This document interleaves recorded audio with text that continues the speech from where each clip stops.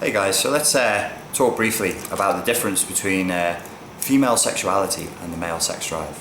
Wadiquel asks me, why, given that on recent comments where you said that men have been shamed for their sexuality and shouldn't have been, especially men like Generation Xers like myself, growing up in the 80s and 90s, we received a lot of weird messages saying, you know, your sexuality is wrong, it's invasive, you shouldn't be approaching women, it's not polite, blah blah blah. Okay, and then Wadiquel says, but I said that men's sexuality is beautiful. That she said male sexuality is beautiful and should be explored. Okay, they're not the same thing.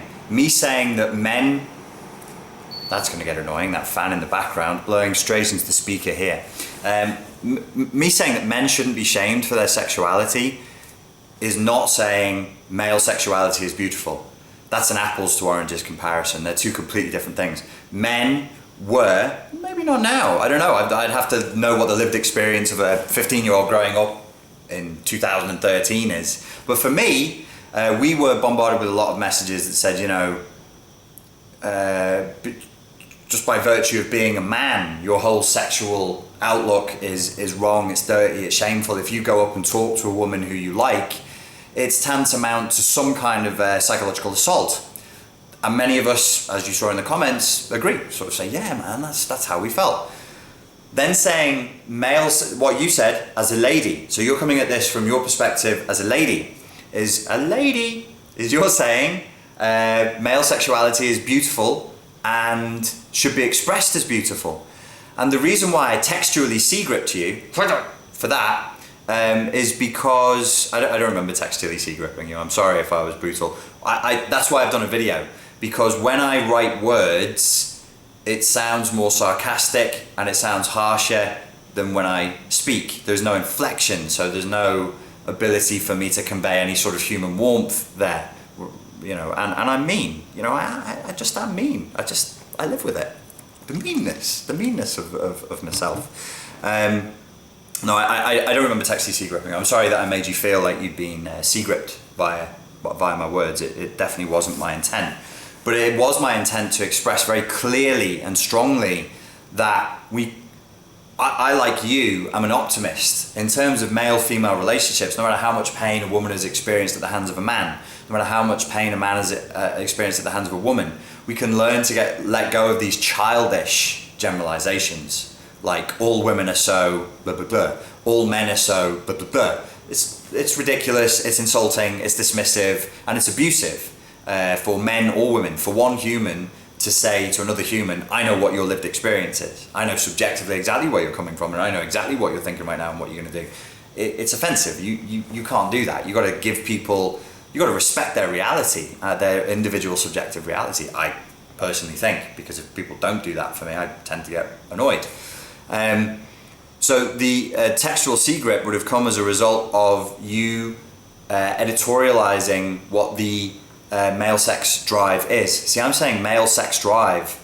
In my opinion, women get to, in my experience, in my subjective view, I'm not a woman, so I don't know. I can only know what I've read.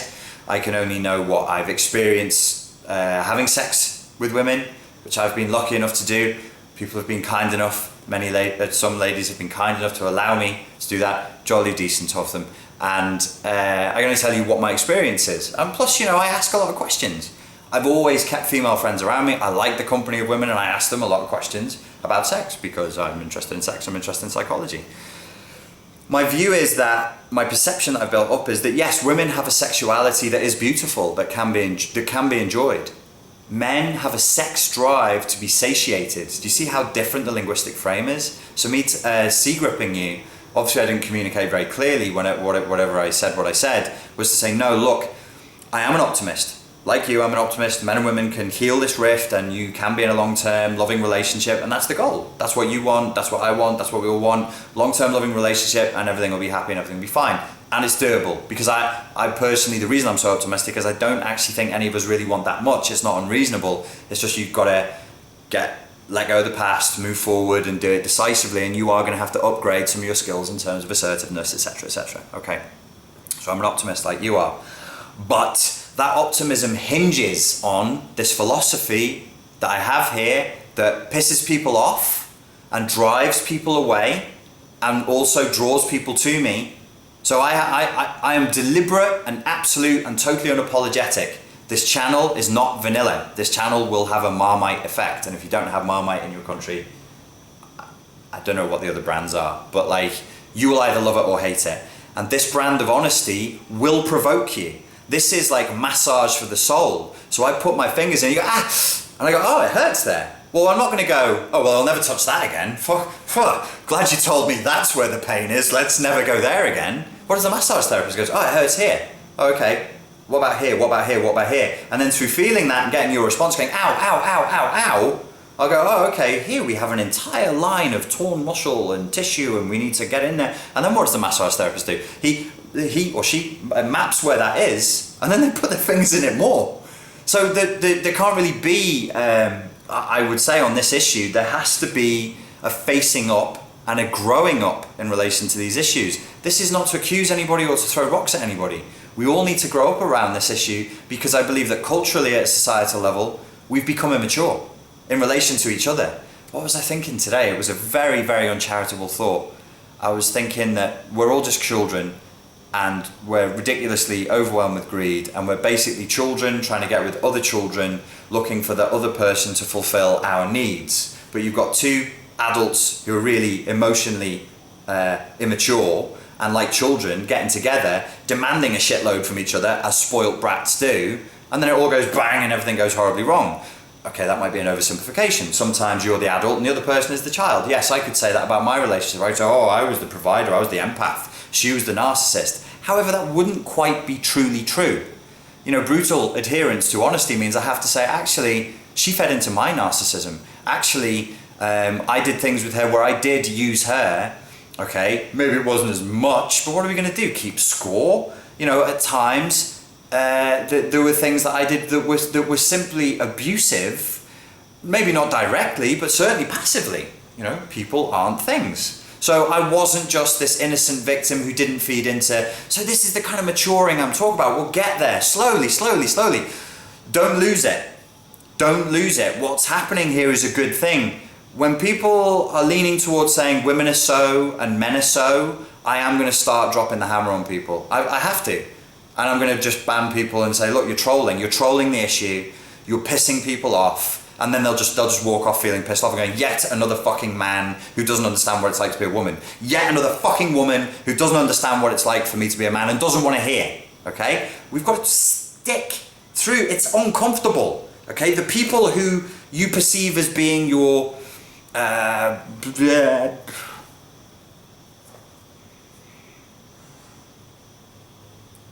I can't think of the fucking word. The people who you perceive as being your abusers, if you like, are right there. They're there in the channel, YouTube, the fucking comments next to you, and you're trying to dialogue with them, but it's very triggering. It's very provoking. And some people get pissed off and they hear something and then they say something. And I know, I've spoken to a lot of you guys who are regular posters here, so I know how you talk in the real world. And as I said before, I do the videos because if I write, I'm not coming across the way I really mean to sometimes. You're not coming across the way you really mean to. Because the words are static. And sometimes you're just thinking something and then you write it down as though it's a fact. And you go, there it is, look, there, black and white, bang, you can't escape that, that's it. I don't want to be the fucking play the beautiful soul and sit here and go, hey, we should all hold hands and sing Kumbaya. Ultimately, people are hurt and ultimately people are pissed off. Yeah, I get that. Well, my point with you, Wadi, and I know that you can take it, is that you mustn't try and project your experience as a lady onto the experience of a man, and you mustn't try and whitewash the subject. My point there was to say men don't really have a sexuality to be experienced as beautiful. My sex drive, other guys' sex drive, is a drive. It's a need to be satisfied. We're like junkies sometimes, not all the time, but sometimes. And it's not pleasant, it's not fun, it's not enjoyable. I look at girls sometimes when they're horny and they get peaceful. Oh, they're like, oh, I'm so horny. Wow, I'm really, really turned on right now. And you go, well, you look really peaceful. Whereas when we're agitated, it's like, fuck, I need to I want to get this feeling out of myself. To give you a really kind of crude example, it's crude, but it's also subtle. A really good friend of mine, who is another person who I want to interview on this channel, he said to me about a girl that I liked. He said, this girl is dangerous. He could see, he's known me since I was a kid. We've known each other since we were kids. And he could see that I was going for another girl who was special. She'd been a model. She was very popular with loads of guys, all the fucking things that I always go for. The girl that's really hard to get, that's the one I want to go for, because I love drama, and I've always gone for girls who are quite spoiled, girls who are quite, desired and tend to be very into themselves. Always, just always have. So I was going for this girl, and he said to me, listen, dude, before you do that, what I want you to do is I want you to get back with the girl that you were seeing, because I was seeing another girl at that time, and he said, I want you to have sex with her. And he said, I want you to have an orgasm, and in the 15 seconds of sanity that you get, that little window of opportunity after an orgasm where you can think clearly, because you no longer want sex for 15, 30, 45 seconds. And literally, ladies, that's what it's like. We want it, we want it, we want it. We stop wanting it for maybe a minute. And as you get older, I guess it gets longer. Your testosterone levels go down. And you go, oh, it might be like 2 minutes. But then you start wanting it again, and it warps your thinking. And he said, I want you to think about going out with this girl in that window of sanity you've got right after you come. And you come back and you tell me whether you want to go out with her. And I was like, came back to him, I was like, that's a revelation. That's a revelation. I could see the entire relationship playing out with her. We would have lasted, I could even probably pinpoint down to how many months we would have gone, why we would have split up, the arguments we would have had, how I would have ended up feeling about her after the relationship, the things she would have said about me after the relationship, because I'd done it all before and I was about to go and do it again. That's what male sexuality, or the male sex drive as I would have it, is like. It's this force that is like, it affects our thinking. So I'm not trying to whitewash the issue either. When people are saying, hey, there might be something intrinsically violent, for example, some people would say, there's something intrinsically violent about the male sex drive, I would say, yes. Got to remember, I'm a self-protection instructor. It's more of a priority for me to keep people safe than to keep them happy. And I would say to women, and have done for years, always have done, said, be careful. Be careful when you're teasing guys, be careful when you're winding guys up, be careful when you're drunk and you go home with some guy in the club because he's really hot and he's really friendly and he seems really cool. Don't play with fire. Just have respect for what that drive is. And now some guys will say, oh, you're a fucking traitor, you're a secret misandrist and a secret feminist. Well, let me give you a counterexample to that. There is violence in human nature. Simply put, there is violence in human nature. It might manifest sexually, it might manifest as simple frustration. Right here in Malaysia, you can go and Google this so that I'm not making this up. We have had a spate in the last 6 months of violence towards kids. I've been caught on video. People are literally, there's a video out there of a woman who gets frustrated with her kid. She's a human being. She gets frustrated. She feels that rage. There is a drive in all of us that needs to be respected, that needs to be disciplined, that needs to be accounted for. Let's not whitewash it. It's damn ugly. There is this rage inside it. There's violence inside of people. You go to Cambodia, like I just said, you go, oh, everybody's so lovely and calm and peaceful and Buddhisty and everything, and then you go, hang on, the Khmer Rouge.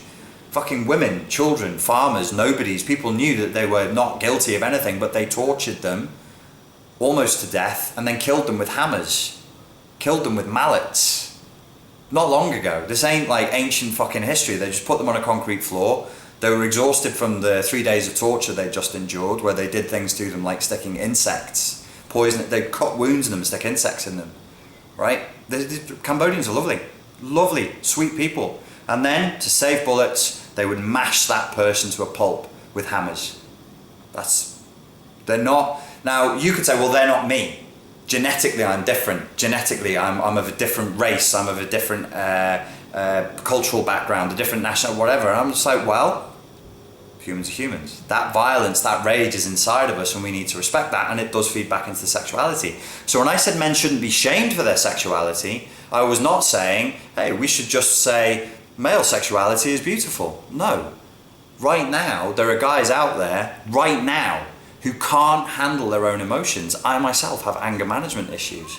who can't handle their own testosterone, who can't handle how they feel, who are, as I'm talking and as you're listening right now, are committing acts of violence as a direct result or adjacent to something to do with sex. It's testosterone.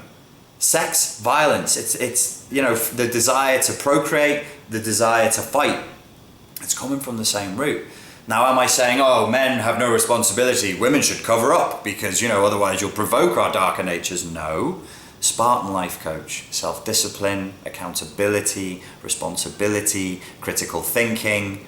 Did I mention self-discipline? Let me say it again. Self-discipline, okay? Just because I want to, you know, at times punch the fuck out of somebody because they've done something obnoxious or rude to me, or because they've, as recently happened, some guy tried to start a fight with me for no reason whatsoever other than that he felt bad. He felt bad and he looked for somebody and he picked me. I'm talking about something that happened in less than a week ago. And, you know, that made me, one of my initial responses was, oh really? Okay, well, let's see how this works out for you, kid. And then I was like, hang on a second. Do you really still want to live that way? Do you want that to be the karmic route? Do you want that to be the path you walk down? Or are you done with that? And I was like, I'm done with it. And by the way, if I may have a cyber high five here, I had a couple of drinks. I'd had a couple of pints and I don't drink anymore. So I was not sober. A couple of pints of Magners in me and I was not sober. So what I was saying to you there is like, let's not say that males have a sexuality that is beautiful. We could cultivate one. This is a subject for another video. My personal opinion is, I had a Greek teacher. He was English, but he taught Greek. And he said, I was 13. He laid some wisdom bombs on me.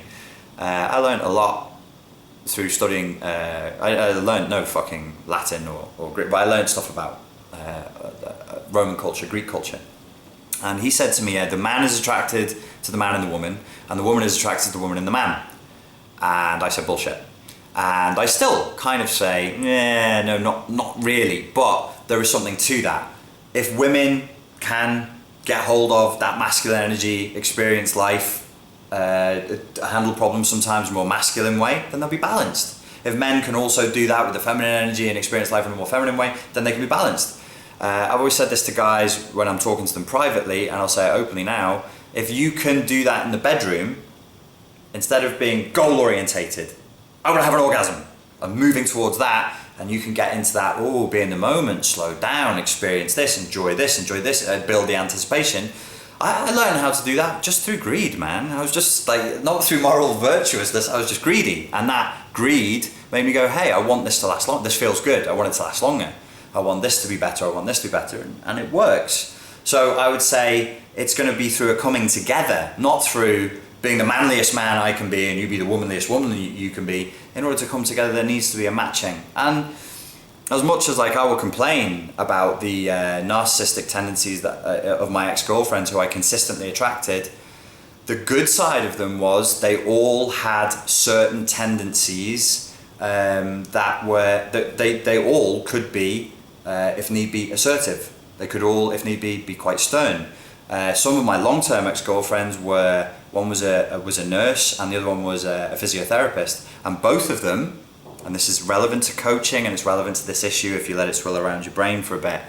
Both of them, I had the experience of both of them where I got very sick. One time I was very sick, one time I was very injured, and they both had to do the thing of going, there, poor you, and then at some point tip and go, right, fucker, you need to get out now. You need to go outside, or, you know, with the physiotherapy, I had to start walking again because I badly damaged my knee doing martial arts, and she got me walking again, and it was extremely painful, and she was extremely stern in doing that, and extremely, you know, people accuse me of being abrasive, of being aggressive.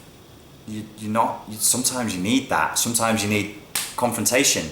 It can't all be, oh yes, every point of view is the same, let's all be balanced, smiley face, thumbs up all the time just to keep everybody sugar-coated. And do you want that? You don't want that. You don't want that. Part of you wants it, but the real you knows, God, we've had enough of that. We've had enough sugar-coating. It's time to be honest and forthright. Okay, that's the video. I need to turn this fan back on because I'm sweating a lot right now. I've been talking too much about sex. Oh.